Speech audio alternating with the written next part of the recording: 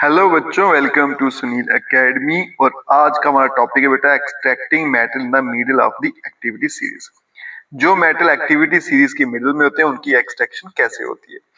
The metal in the middle of the activity series जैसे कि iron है, zinc है, लेड है, कॉपर है, ये सारे मॉडरेटली रिएक्टिव है, ना ज्यादा ना कम। ये आपको यूजुअली या तो सल्फाइड या कार्बोनेट्स में मिलेंगे। मतलब ये आपको जब भी इनका और मिलेगा या तो सल्फाइड और होगा या फिर कार्बोनेट और होगा। It is easier to obtain a metal from its oxide as compared to sulfide and carbonate। तो कहता है कि मेटल के साथ अगर ऑक्सीजन है, उसको बोलते हैं मेटल ऑक्साइड, वहां से मेटल प्राप्त करना आसान है as compare to sulphide and carbonate.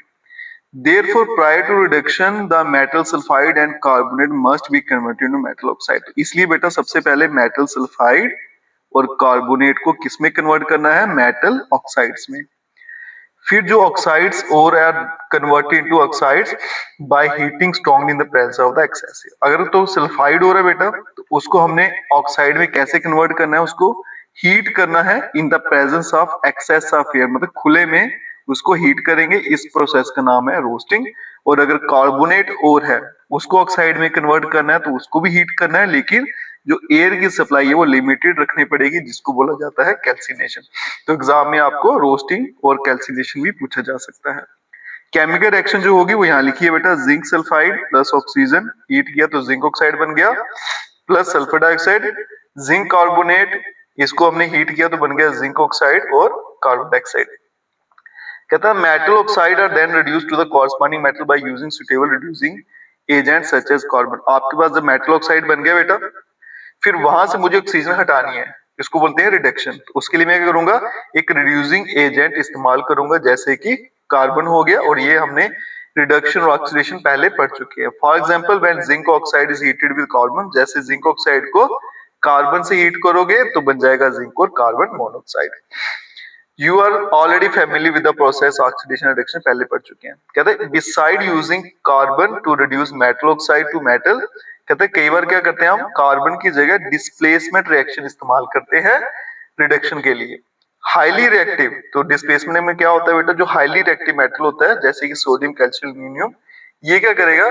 Reduce करेगा, ये लेस रिएक्टिव को हटा देगा उसके कंपाउंड से और उसकी जगह ले लेगा और मुझे मेटल मिल जाएगा। फॉर एग्जांपल जब मैंगनीज डाइऑक्साइड को आप हीट करते हो एल्यूमिनियम पाउडर के साथ, तो जो एल्यूमिनियम है वो मैंगनीज की जगह यहाँ पे ले लेगा और मैंगनीज अलग हो जाएगा और साथ में हीट मिलती है।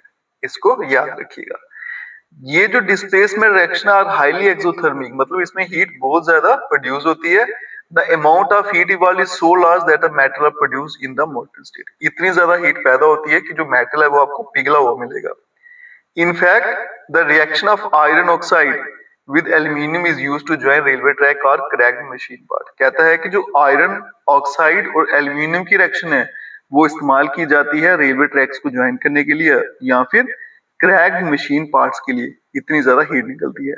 इस रिएक्शन को हम थर्मिट रिएक्शन बोलते हैं बेटा, इसको याद कर लीजिएगा। रिएक्शन क्या है? आयरन ऑक्साइड प्लस एल्यूमिनियम बनेगा आयरन प्लस एल्यूमिनियम ऑक्साइड, और खूब सारी हीट यहाँ पे प्रोड्यूस होती है। तो थर्मिट रिएक्शन का नाम याद रखिएगा बेटा, और रिएक्शन उसकी ये वाली है। अगर पूछा जाए तो इसको लिखना है। कल की वीडियो में हम पढ़ेंगे या फिर नेक्स्ट वीडियो में बेटा वो एलिमेंट्स की एक्सट्रैक्शन जो एक्टिविटी सीरीज में टॉप पे है। वीडियो अच्छी लगी हो खूब सारा शेयर करिएगा, चैनल को लाइक सब्सक्राइब शेयर जरूर करें। Best of luck.